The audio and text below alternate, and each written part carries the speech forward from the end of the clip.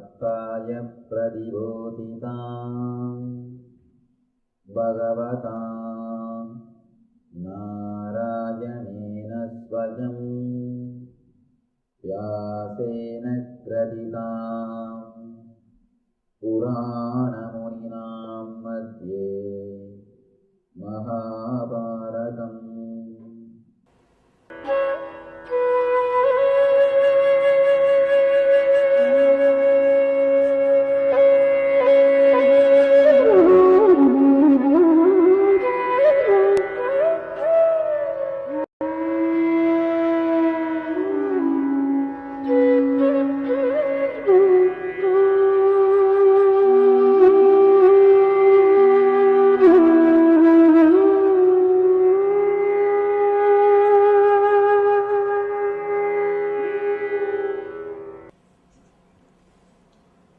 ब्रह्मानन्दं परमसुखदं केवलं ज्ञानमूर्तिं द्वन्द्वातीतं गगनसदृशं तत्त्वमस्यादिलक्ष्यम् एकं नित्यं विमलमचलं सर्वदी साक्षिभूतं भावातीतं त्रिगुणरहितं सद्गुरुं तं नमामि।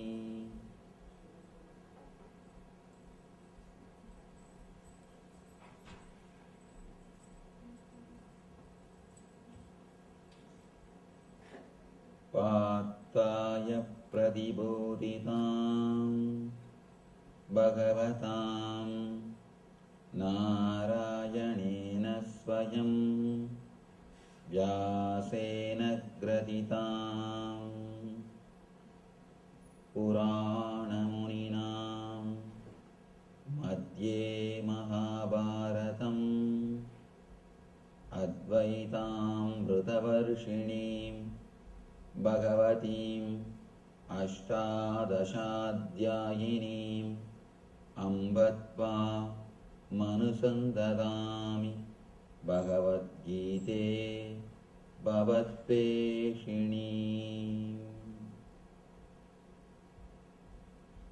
वसुदेवसुतं देवं कंसचाणूरमर्दनं देवकी परमानन्दं कृष्णं वन्दे जगद्गुरुम्।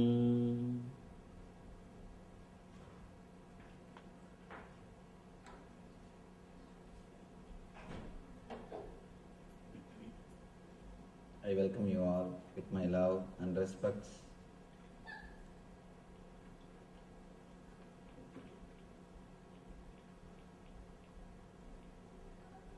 A small story.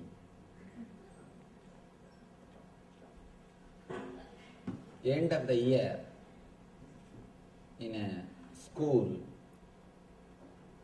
teacher is receiving different gifts from students. First, the gift from a child who is daughter of sweet shop owner, nicely packed. She just takes the pack, shakes near the head and says, "Is it sweet?" Child says, "Yes." Next, gift from a child who is daughter of clothes shop owner, nicely packed. She just takes the gift, shakes near the head, says, "I think a piece of cloth." Child says, "Yes." Third, gift from a local liquor shop owner's daughter. She just takes the pack, shakes it near the head. Suddenly she sees something is leaking. She just takes a little bit and puts in the mouth, says, "Beer?" Child says, "No." Takes little more and tastes it and asks, "Wine?" "No." Then she says, "All right, I'm giving it up. Please tell me. You tell what it is." Child says, puppy dog.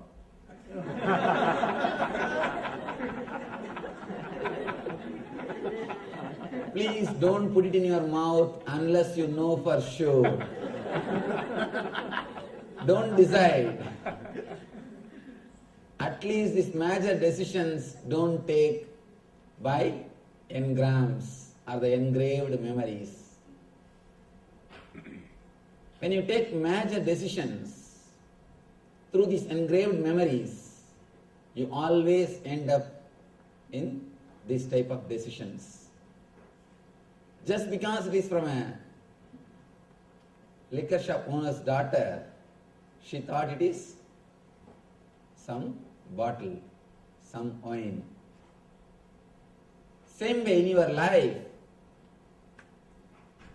again and again you decide based on the engraved memory. First two decisions are okay. First decision, because the sweet shop owner's daughter, it's a sweet. Second, because the clothes shop owner's daughter, it is cloth. Third, because she is liquor shop owner's daughter, she thought it is liquor. At least before putting into the mouth, be very clear what it is. This whole chapter is about the engraved memories of our mind. Gunatraya Vibhaga Yoga. 3 different gunas. Krishna is explaining 3 different gunas to Arjuna. How we act. No, I can't even say we act. How we react. How we react to every situation just based on these 3 gunas, and how we create more and more karma bandha, means more and more trouble for ourselves. Let me start the first sloka. Sri Bhagavan Uvacha Param Bhuya Prabhakshyami Jnananam Jnanamuttamam Yangyatva Munayas Sarve Param Siddhimido Gataha. Bhagavan says, again I shall declare to you the supreme wisdom, the best of all knowledge, knowing which all the sages have attained to the supreme perfection. Whether you believe it or not, man, by his very nature, is a machine. He is just a mechanism. Not only in the level of body, even in the level of mind, he is just a mechanism. Biomechanism. At the most you can say biomechanism. But he is just a mechanism. He works based on just engraved memories. He is caught in the engraved memories. Continuously, his mind, continuously his being works based on engraved memories. Here, by again and again trying to repeat the truth, Krishna is trying to create an engraved memory of truth in Arjuna's mind. Please understand, why should Krishna speak the same thing? Literally same words he is using. Literally same words he is using. Again and again same words he is using. Why? Why should Krishna speak again and again the same thing? The other day I was telling, Krishna is a master who is result oriented. He wants what he wants. He is not ready to compromise He is not just ready to satisfy himself by saying, no, I said whatever I want to say. Whether he wants to listen or not, it's up to him. No. Again and again he wants to create a memory of all his teachings into Arjuna's mind. Even if Arjuna misses one time, he may catch next time. Again and again, by creating a engraved memory in Arjuna's mind, he wanted Arjuna to follow. That's the reason he repeats the truth once more. He says, again I shall declare. Once more, I am speaking about the truth to you, knowing which all the sages have attained supreme perfection, param siddhimido gada, who are knowing which the sages have attained perfection. Idam jnana ubhasritya mama sadharmyamagatam sarge vinobhajayante pralayena vyadanti cha. By becoming fixed in this knowledge, one can attain to the transcendental nature like my own, thus established in this eternal consciousness. One is not born at the time of creation or disturbed at the time of dissolution.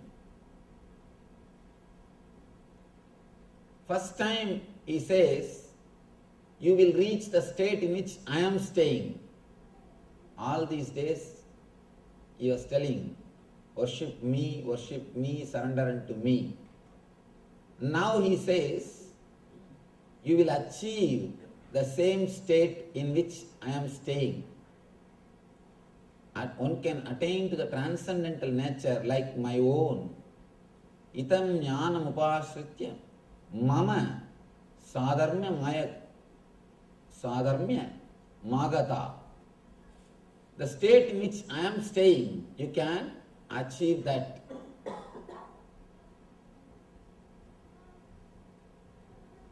I think Krishna is the first master who is courageous and bold enough to declare enlightenment is available for everybody.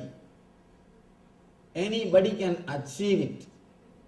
It is not just an accident. It is an incident, you can create it. It is not just an accident.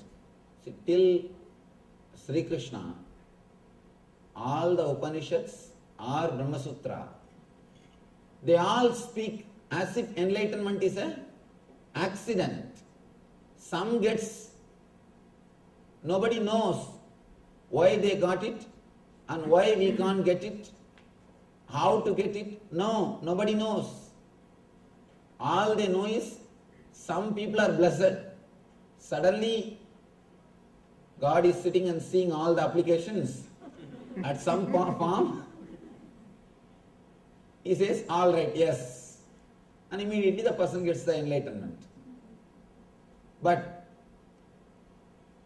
Krishna is the first master who is clearly declaring how to write application or how to present your resume, how to achieve it. It is not just an accident, it is incident. You can experience it by your conscious decision. It is not just an accident. He says, by fixed in this knowledge, one can attain. He is not even telling you can attain. He says one can attain. Anybody, after the Vishwarupa Darshana, whatever is shared between Arjuna and Krishna, whatever goes on between Arjuna and Krishna is for the whole world. Because what Arjuna has to achieve has been achieved. After that there is nothing to tell. This whole thing from 12th chapter, in 11th chapter, he experiences Vishwarupa Darshana. From 12th chapter, all these teachings are for whole world. It is recorded for the sake of whole world. Scientist is a man who creates a formula to reproduce the things in the outer world. Spiritual master is a man who creates a formula to reproduce the experiences of the inner world. Here, Krishna says, by established in this knowledge, you can achieve the experience, or you can establish yourself in the same state in which I am staying, like my own mama, my own. You can achieve the state in which I am staying. Krishna declares, this truth will directly lead you to the state in which I am established. Sarva yonishu kaunteya murtaya sambhavantiya dasam brahma mahat yonir aham veja pradapita. Understand that all species of life, O Kaunteya, are made possible by birth in this material nature, and that I am the seed-giving Father.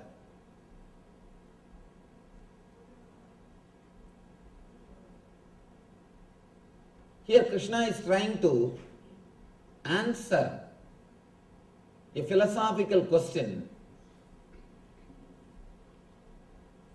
I think honestly which can never be answered. Here,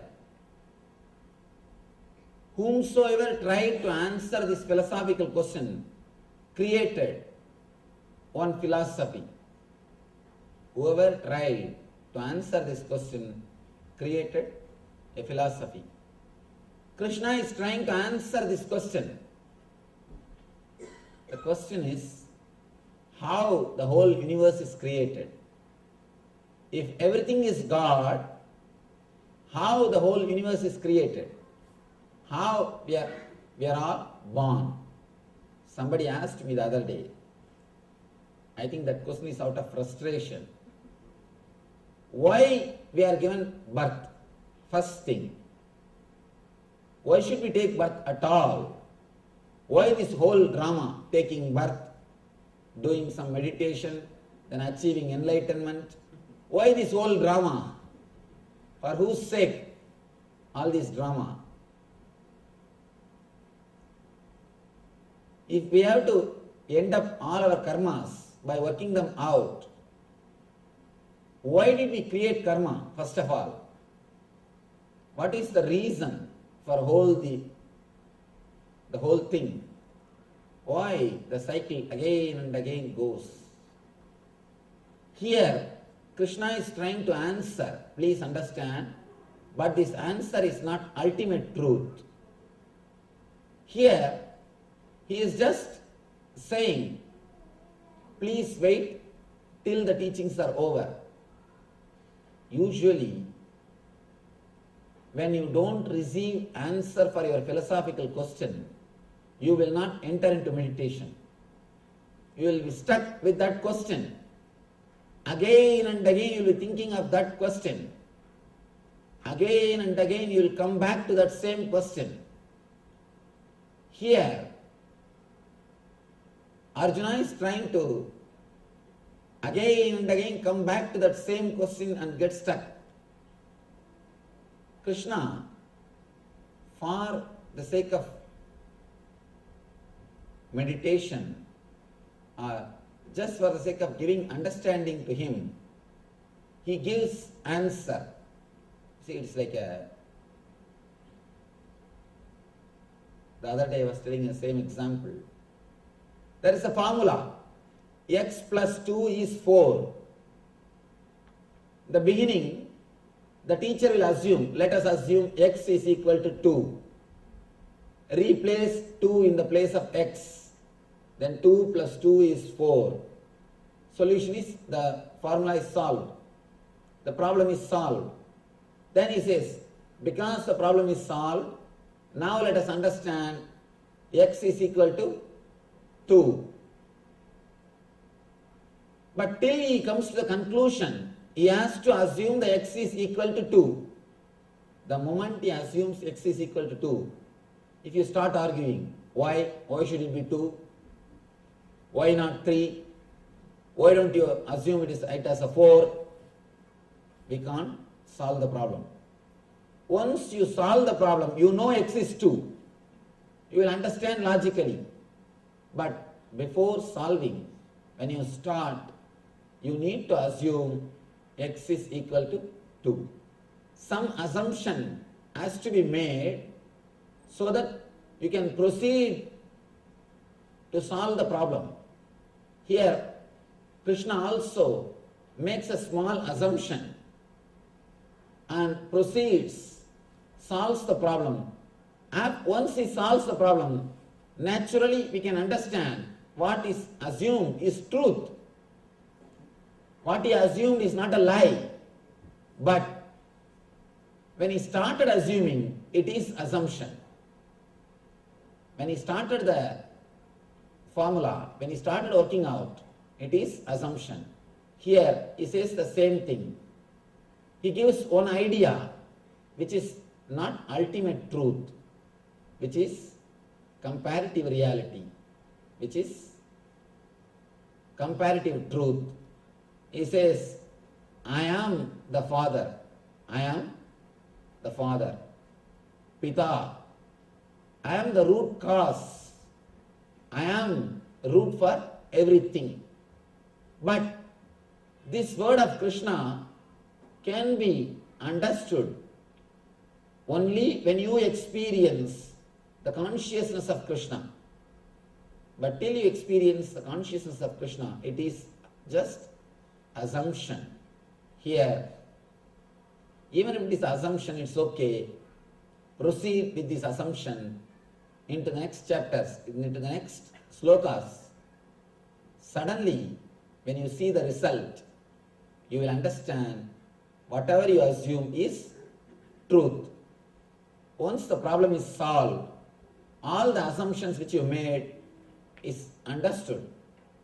All the other assumptions are, you understand them as a truth. Here, Krishna makes this assumption so that you will understand the truth. Sattvam rajas tama iti guna prakriti sambhava nibatnandi mahabaho dehe dehi namavyayam.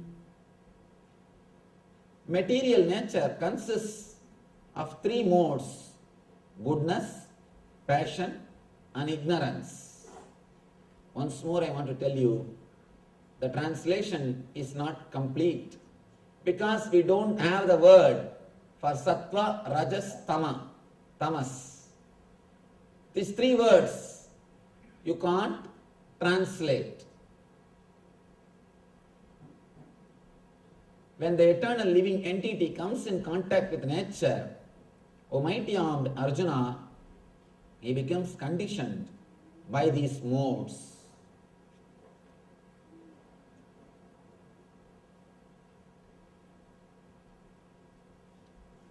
Krishna clearly explains. Here he starts the whole teaching.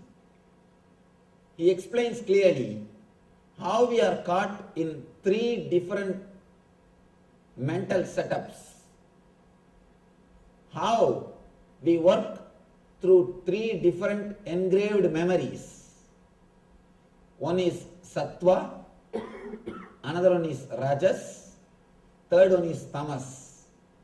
But here the translation says goodness is the word for sattva, passion is the word for rajas, ignorance is the word for tamas. No. Exactly, they are not equivalent words. Let me explain the concept. Understand, there is no equivalent word for it. We can't give any equivalent word. Sattva means the engrams which leads you to bliss. The engraved memories which leads you to joy. The memories which leads you to ecstasy. Rajas means the memories which leads you to restlessness. The engraved memories which leads you to sort of excitement, which leads you to work intensely and which makes you active. Third, tamas. Tamas means the engraved memories which leads you to depression, which leads you to laziness, which leads you to dullness. Engraved memories which leads to ecstasy and bliss is sattva. Engraved memories which leads you to restlessness, anger, emotional imbalance is rajas. Engraved memories which leads you to depression, dullness, low mood is tamas. Small example. You are sitting in a car and going. Somebody is driving. Slowly you are lost in thinking. After half an hour, when you are lost in thinking, suddenly you remember some person or some place who disturbs your mind. By remembering him or that place or that incident, you feel disturbed. The moment your mind feels a little disturbed, you come back to awareness. Sometimes you see, I should not think about him. Let me think of something else. Sometimes you will even speak these words out. You will even do action, small action. The person who is driving, you will turn and see you. What happened? What are you doing? When you are lost in thinking,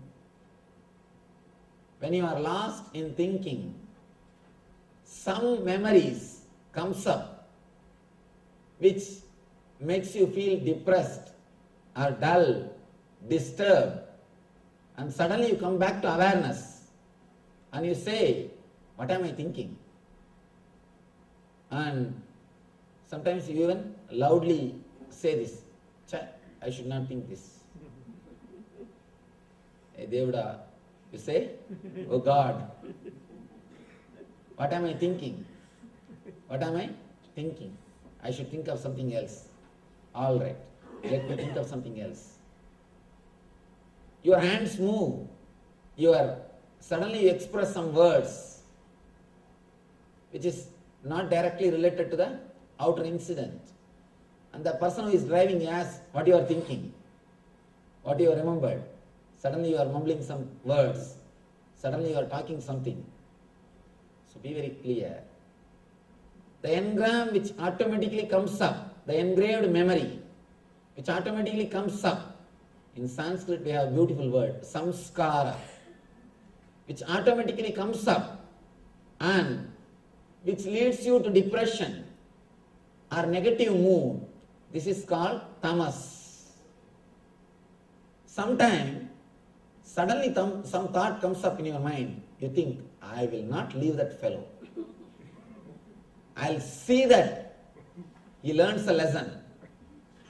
I will not leave him.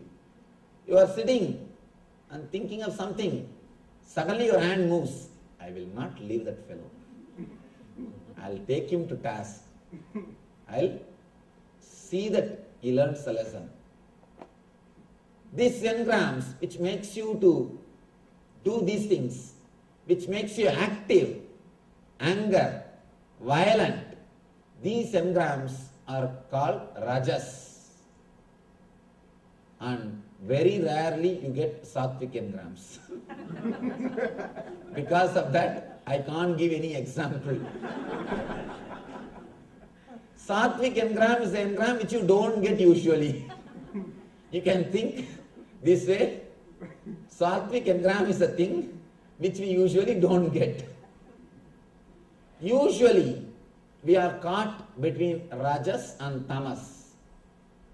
Sattvic engram is engram which suddenly gives you the memory of a deep bliss or joy which you experienced. For example, if you are here every day, The moment it becomes 4:30, this engram comes up. Oh, yesterday it was such a wonderful discourse. So beautiful.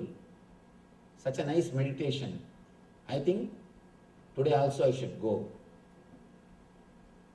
If you are pulled, if you are made to do something good, which leads to bliss, which leads to ecstasy, which leads to peace of mind, then it is called Sattvic engram, Sattva.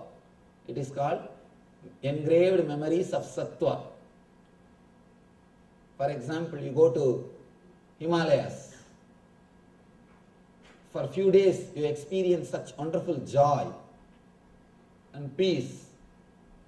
Suddenly, when you see some pictures of some hill, mountain, or when you see some movies in the TV about mountain, this Himalayas memory, it comes up. It comes up and you start thinking, I think I should go and spend 1 or 2 more months in Himalayas. The engrams which leads you to peace, to bliss, to ecstasy is called Sattvic engrams.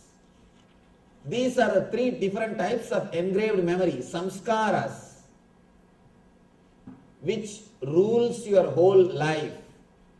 Please understand, the knowledge about this engraved memory is a basic lesson.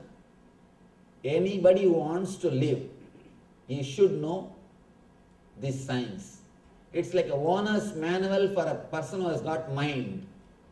If you really have brain, all right, even brain word is not right, mind, this is owner's manual. Without owner's manual, when you use a product, either you miss the whole thing, or you miss lot of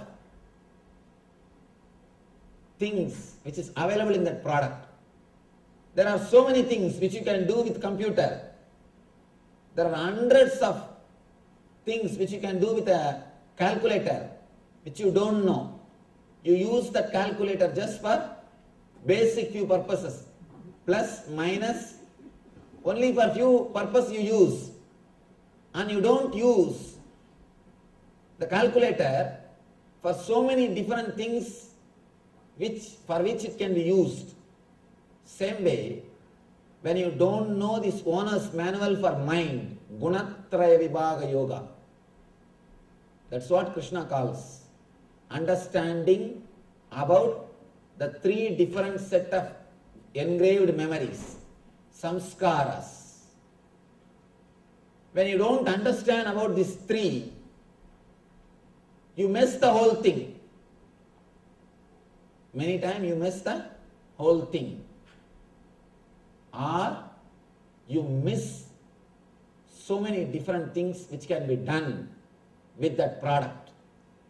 So many different things which can be done with that product. You can do so much with your mind. You don't do. Either you miss or miss when you don't know, when you don't have the owner's manual. Here this is owner's manual for mind.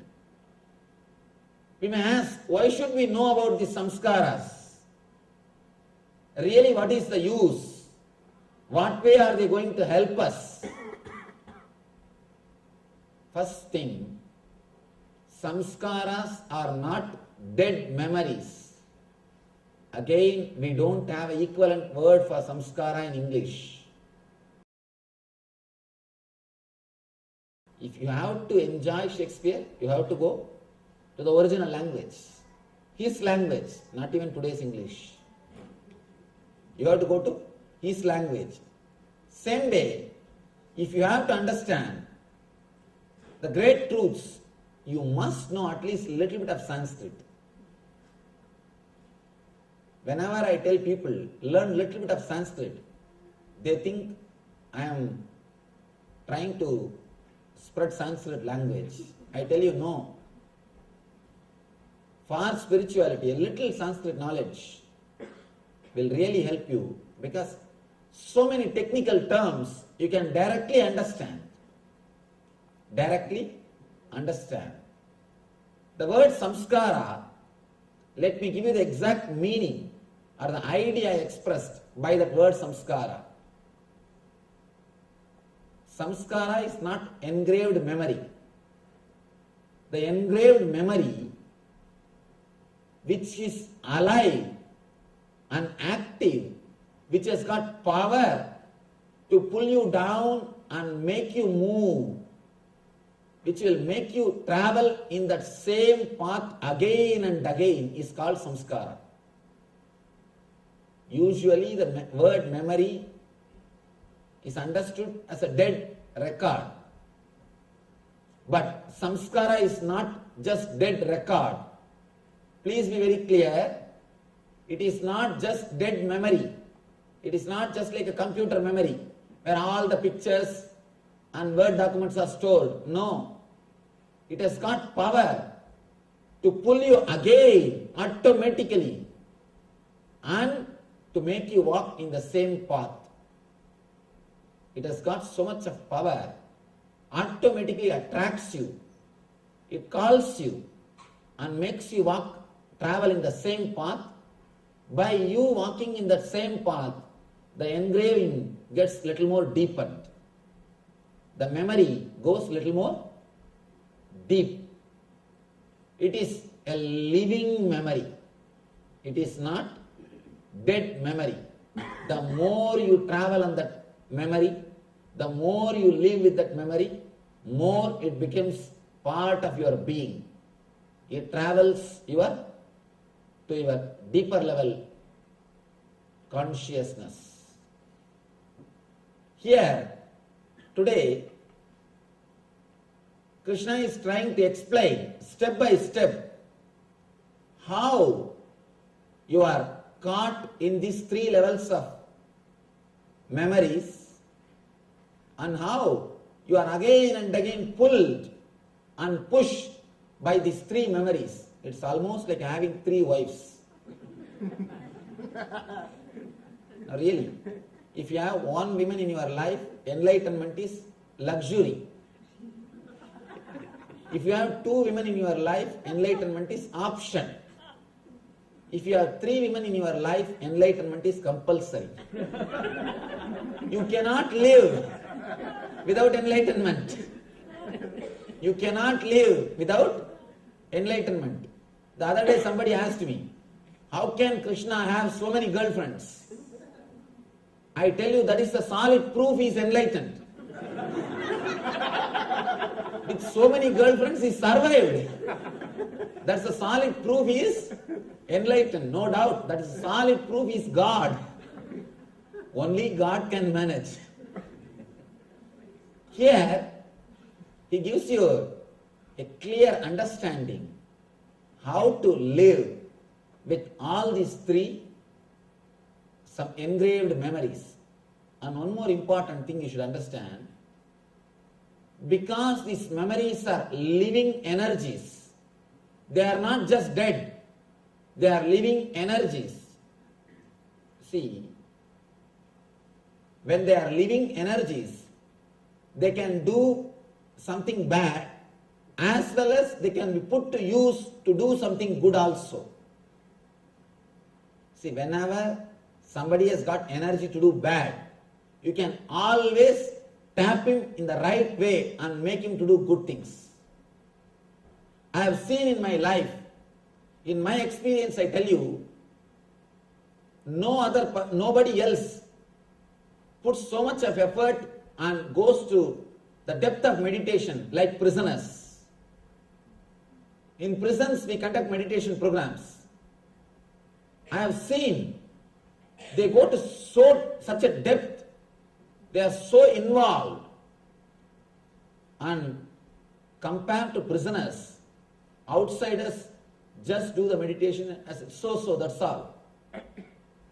People who are in the prison, when they take it up, they really take it up. And they are so intense. When they are transformed, their whole life, they just transform the whole thing. They don't do anything half-off. See, if you look deeply, there are so many saints. Life I can quote. Valmiki in South India, a great saint called Arunagirinadar.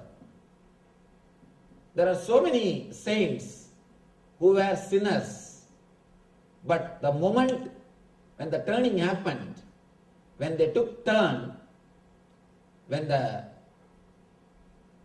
change happened, when the cognitive shift happened in their being, usually the cognition happens in your mind in one way. You receive the data, process it, and deliver the result.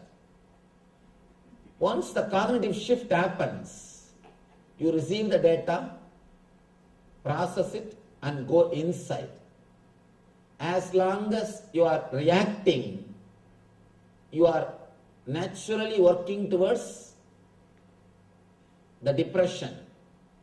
Once you start going in, you are moving towards bliss. See, the same incident, for example, death of somebody who is close to you, somebody who is near and dear, the person dies. The same incident can lead you to spiritual path, or it can lead you to frustration. You can think, anyhow, I am also going to die. Let us do what I want. Let us do what I want. What is there? Small story. One guy was about to be hanged, about to be given death sentence. The police officer asked, do you have any wish? Last wish? He said, no. If you want, pray to God and ask for forgiveness so that He will bless you. He says, I wanted to remember God, but not the way in which you said. I feel if I would have known earlier I will be hanged, I would have done little more sins. Anyhow, when the result is known, result is hanging, I feel I have missed some sins.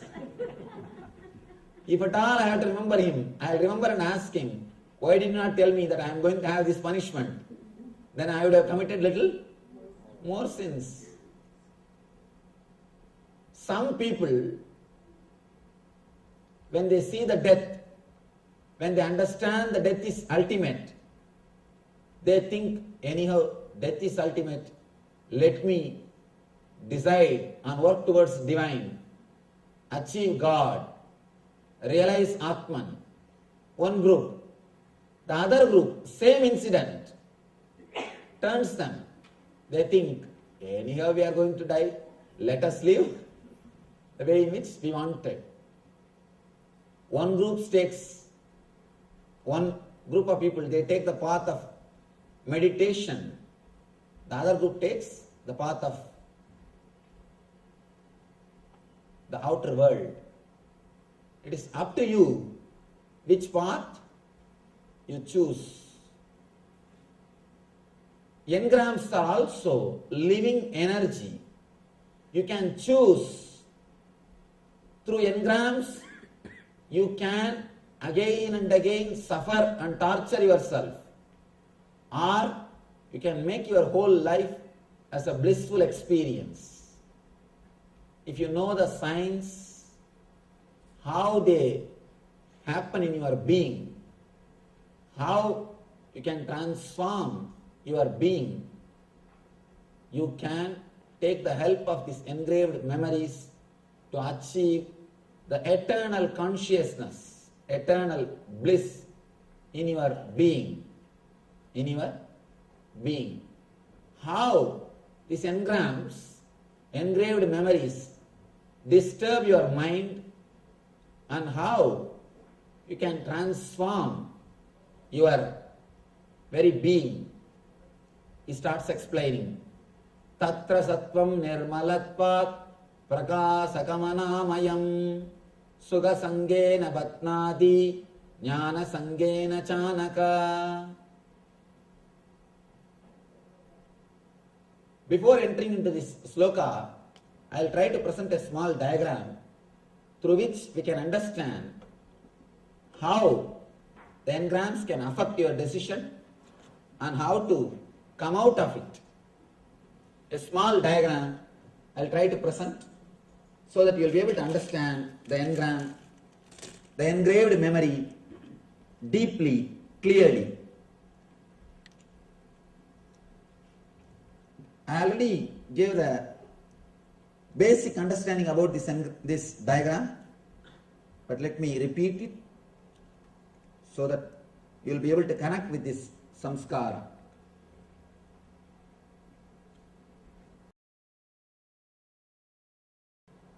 Please understand how we receive any information, data from the outer world, and how we process them and how we take decisions.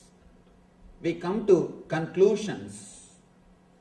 First thing, you see something through the eye, and here I have taken the example of eye. You can replace it anything, ears or nose or taste or the touch. Any one sense among these 5 jnanendriyas, any one sense can be replaced here. There are 5 jnanendriyas and 5 karmendriyas. Among the 5 jnanendriyas, any one sense can be placed here. I have taken here eye as an example. Through the eye you see a scene. I am taking the example of this very scene. Me. First, this whole scene, like a picture, it is taken by your eye and it goes to chakshu. Understand? You don't see with the eye, you see through the eye. There is an energy which is inside the eye which sees. There is an energy inside the ears which hears. Ears by themselves can't hear. That is why when you are sitting and reading some book, even if alarm clock goes, you will not be able to hear. If somebody presses the calling bell, you will not be able to hear. You will not be able to hear that sound. And if husband or wife walks in, you will not know if you are sitting and reading. Of course, if it is late night, all wives will know when the husband is coming. Sneaking inside the house. Small story. This guy wants to go to police station. This guy goes to police station to see a thief who came into his house last night and took all the money. The police officer says, no, you can meet him only in the court. In the court you can say whatever you want to say. Here you can't talk to him. He says, no, just I wanted to learn, how did he enter the house without waking up my wife? I am trying for so many years to do this. I am not able to do. How this guy did, just I wanted to know that. Anyhow, there is something inside your eyes which sees. That is what we call chakshu. See, the whole scene is converted into a file with which you can do the process like a digital signal processor in computer. The software language, the chakshu is almost like a digital signal processor.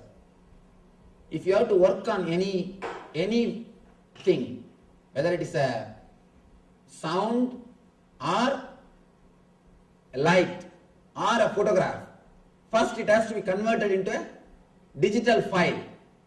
So in computer, first thing, whether it is a photograph or it is an audio file, it will be converted into digital file.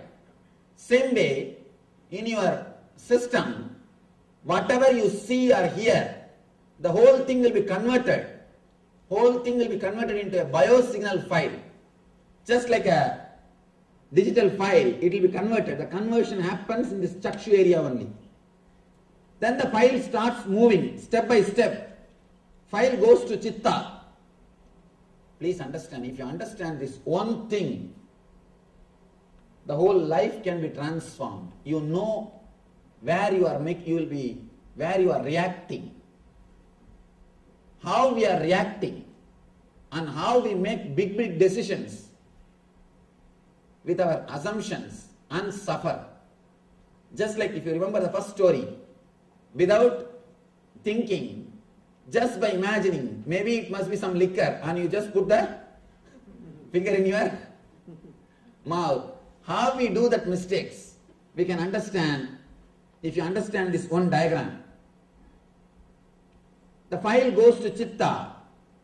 Chitta means memory. The place where all the past memories are collected. Of course, all these places are related to memories only. This is the one part where the work of excluding happens.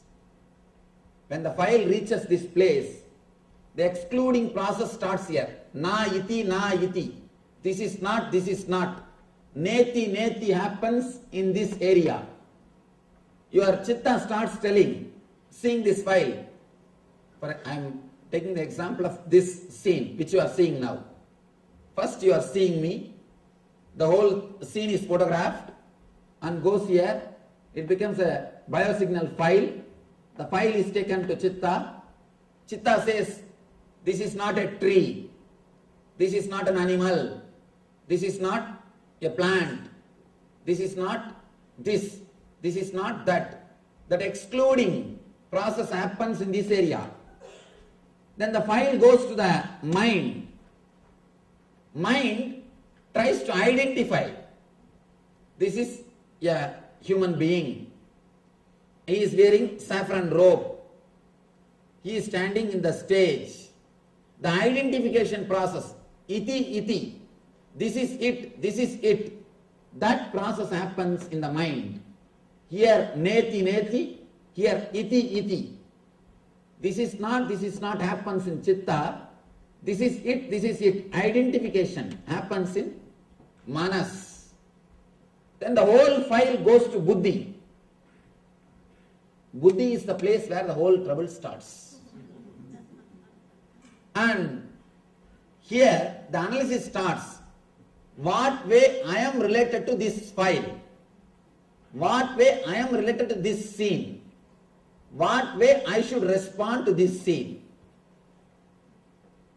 According to the Buddhi, if your past memories with me, if they are good, immediately you refer. What happened with yesterday lecture? What happened with earlier when I met this type of situations? You see, if your Buddhi refers with the past memory, and it will decide if the past experiences with me, if it was pleasant, then you decide, let me stay and listen.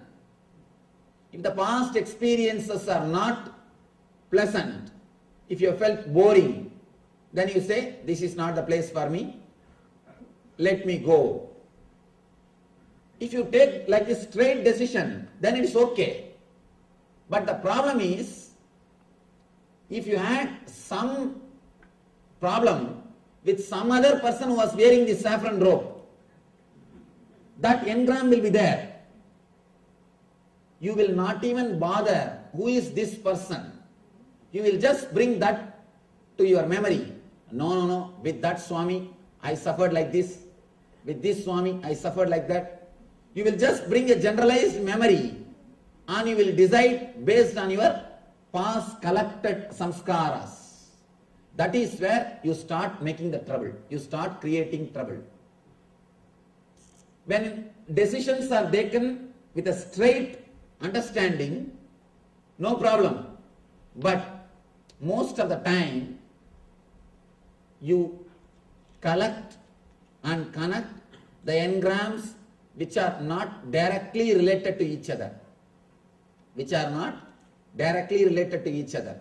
For example, if you see somebody wearing white dress, if you are hurt by somebody who was wearing white dress, the moment you see that white dress, even if you don't want, that memory will come back.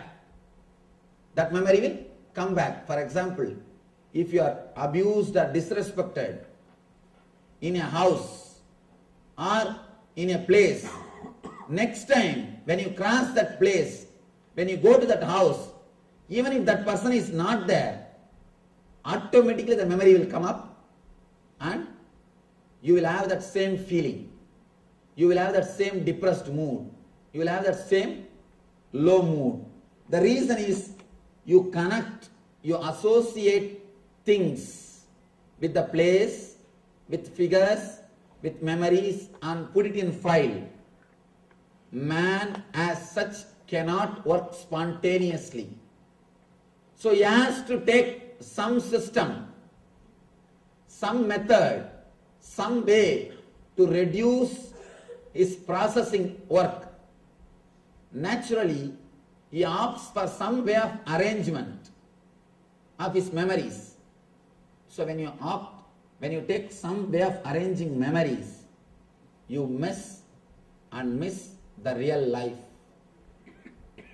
See, first few months you live with your husband or wife.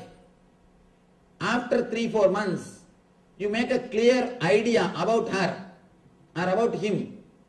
After that, please be very clear, you don't live with husband or wife. You just live with your imagination, with your understanding about her.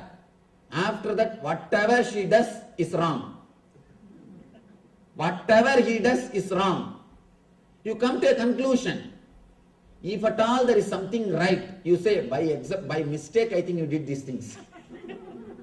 By mistake you did this right. By few months you come to a conclusion about the other person. You create an engram. And after that, whatever he or she does, you look through that engram, through that engraved memory. Only first few days you are ready to respond spontaneously.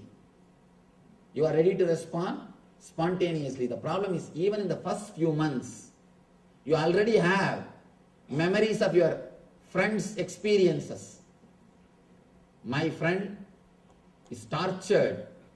My friend's wife used to torture him. My friend's husband used to torture her. You have the collected memories of your friend's files. And the moment your wife starts doing something which will not be anywhere related to that memory, immediately you project that. Especially movie. If you have seen some mother-in-law, some daughter-in-law, some mother-in-law who is rude, cruel, if before your mother-in-law starts even a single word, just by her body language, you will come to a conclusion. I think she is going to torture me. And before she starts, let me start. And you are all out. You start the whole thing. And she has also got enough memories.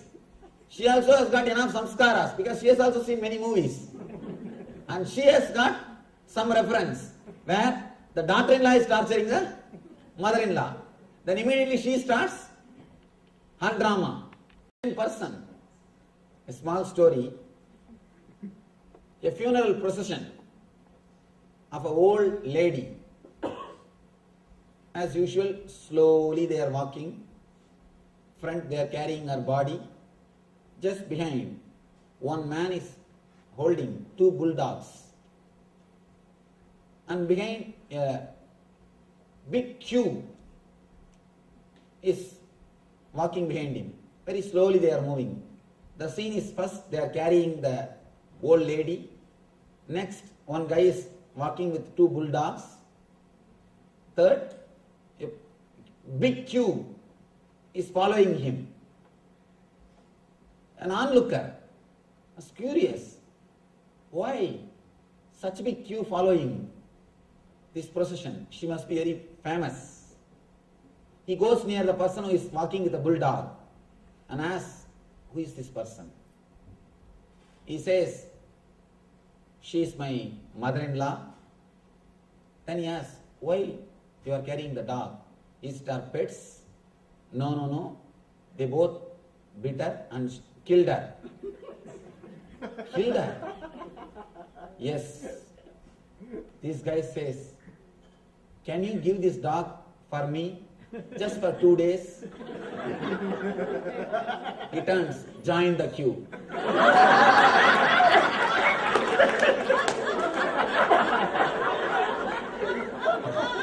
Join the queue.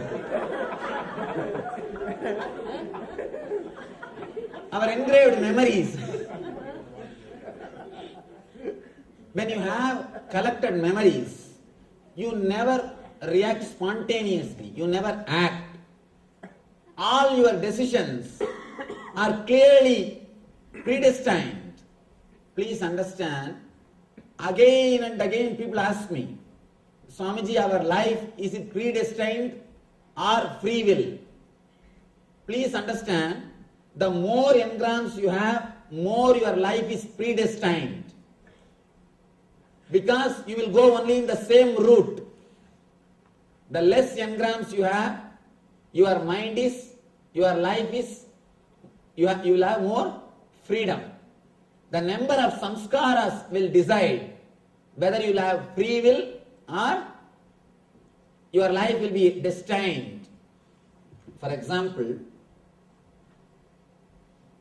the file travels to ego and ego gives the decision and you execute it.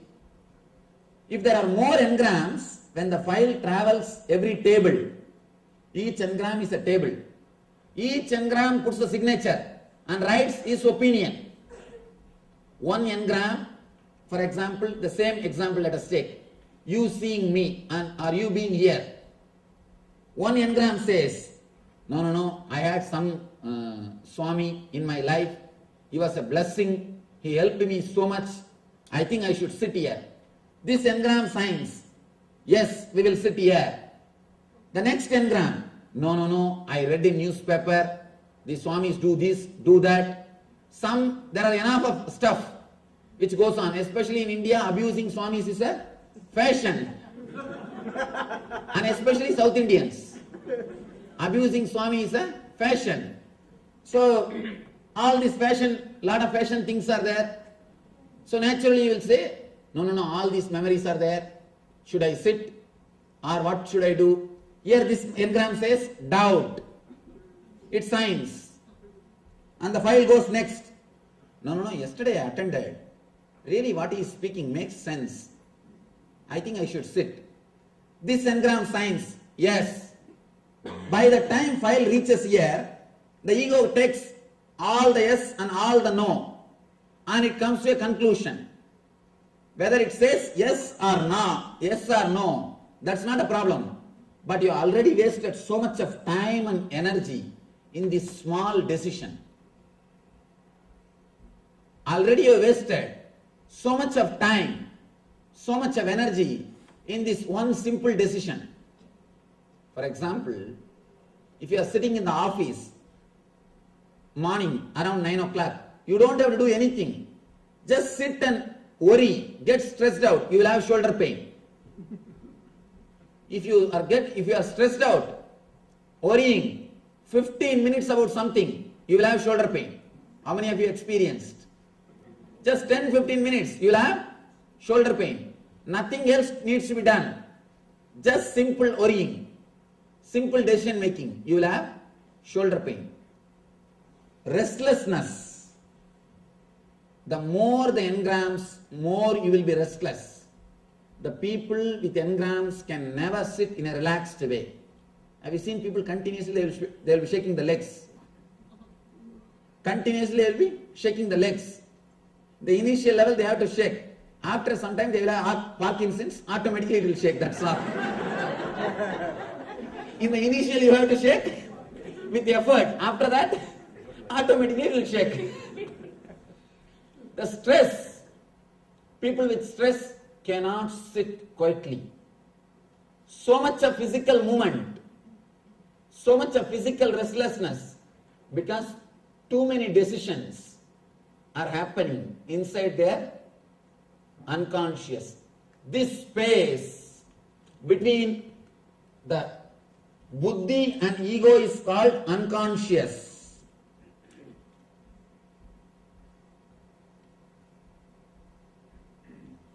This space is called unconscious. Because you will not know what is happening in this space. You will not know how many tables are here. This is like a government office, Indian government office. If 300 tables are there, the file has to move all the 300 tables. And when it will move, and who will sign what, and what, final result what it will come, neither you know, nor God knows.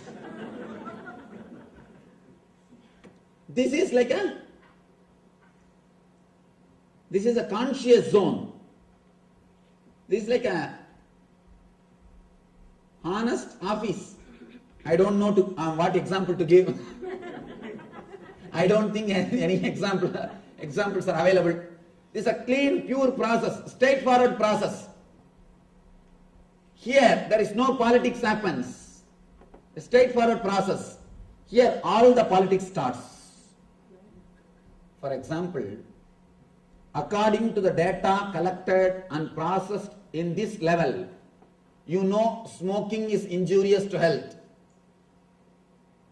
According to the simple, straightforward data, you know smoking is injurious to health. But when time comes, suddenly you decide, let me smoke. How the file takes a quantum leap. How the decision is totally changed. When the file travels in this area, here there are engrams which says, no, last time when I smoked, I really felt good. I felt relieved from all the stress. Actually, if you want to get rid of any stress, instead of smoking, have a tight shoe. Because the tight shoe, when you have a tight shoe, all other worries will be forgotten. You will forget all other worries. Smoking and having tight shoes is one and the same. By smoking, you are trying to forget. By creating bigger problem, you try to forget the smaller problems. The same logic with the tight shoes also. Have tight shoes. Automatically, you will forget all the smaller worries. All the smaller problems. Here, all the past memories. I smoked, I felt relieved. I had all my stress, all the stress disappeared. All these things happens in this area. Because of that only, suddenly you decide which you never wanted to decide. Suddenly you shout, and after 10 minutes you start repenting. Why did I shout? I always wanted to control myself. I always wanted to keep a smiling face. Or at least I always wanted people to tell that I am having a smiling face. Either I want to keep, or I wanted people to recognize me as a smiling person. Why did I shout? You repent. You decide suddenly. You react suddenly because of these engrams. There are so many decisions which you take out of these engraved memories and repent, suffer later on. How these engraved memories disturb, torture or twist your decisions, we will see in the next slokas.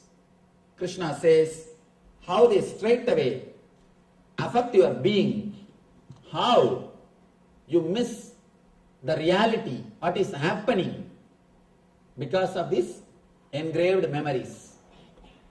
Tatra sattvam nirmalatvat prakasakamanāmayam sukha sangena bhatnādi jnana sangena chanaka. The three slokas, he gives a clear explanation about the three gunas. Rajo ragatmakam viddhi trishna sangas samudbhavam tanni bhatnādi kaundeya karma sangena dehinam.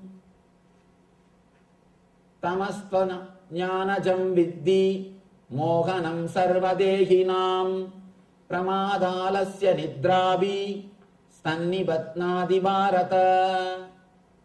In these three sloka, Bhagavan speaks about sattva samskaras, which leads you to bliss and peace, and rajoguna samskaras, which leads you to restlessness and violence, tamoguna samskaras, which leads you to depression and dullness. He speaks clearly in these three slokas, and then he goes further explaining how each samskara attacks each engram, attacks the other engram and twists your whole decision. For example, if you have a radio which is not working properly and suddenly you receive 2-3 stations at a time. In one station, cosmetic product advertisement is going on. In the other station, about agriculture, some instructions are going on. And the third station, some drama is going on. Some comedy drama is going on. Suddenly you get the instruction. First it says, please spray little pesticide. Then next it says, and wipe your face clearly.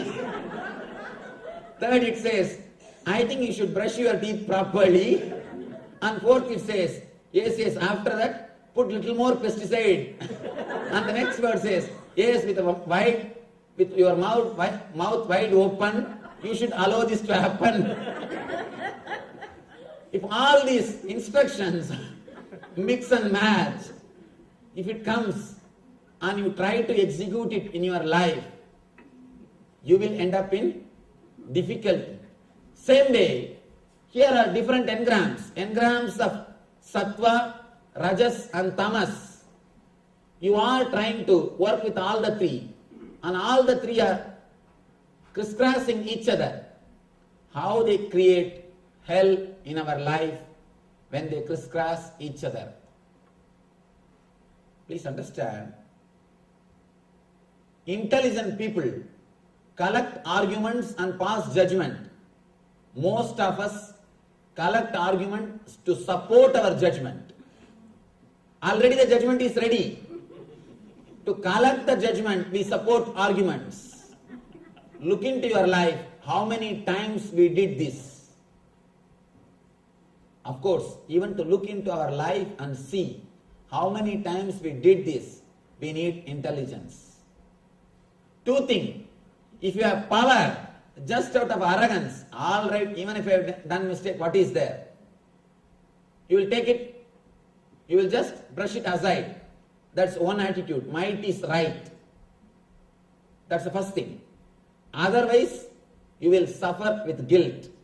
Please understand, guilt never comes to unintelligent man. Of course, I am going to tell you to drop the guilt, that is different.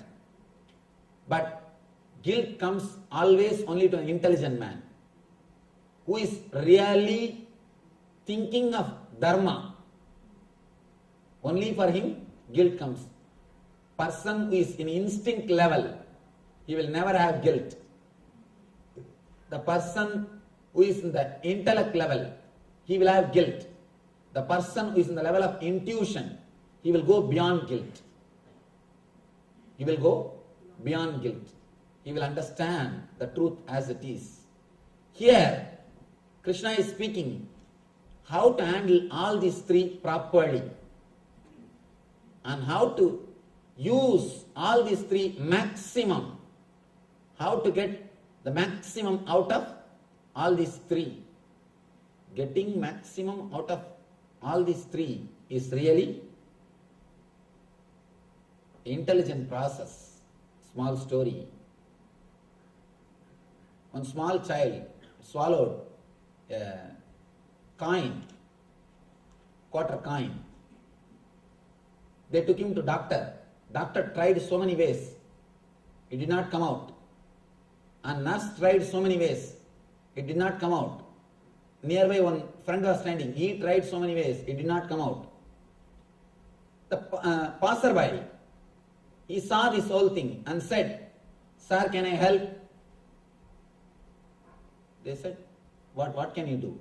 Just give me 1 second. He did something. Simply the boy vomited the coin. The coin came out. Doctor was surprised. How did you do that? I am a doctor. I am not able to get the coin out. How did you do that? He says, I am an income tax officer. I can get money out of anybody. I can get coin out of anybody. You cannot do that. So now, Krishna gives the tips, techniques to get maximum out of these 3 gunas, these 3 samskaras.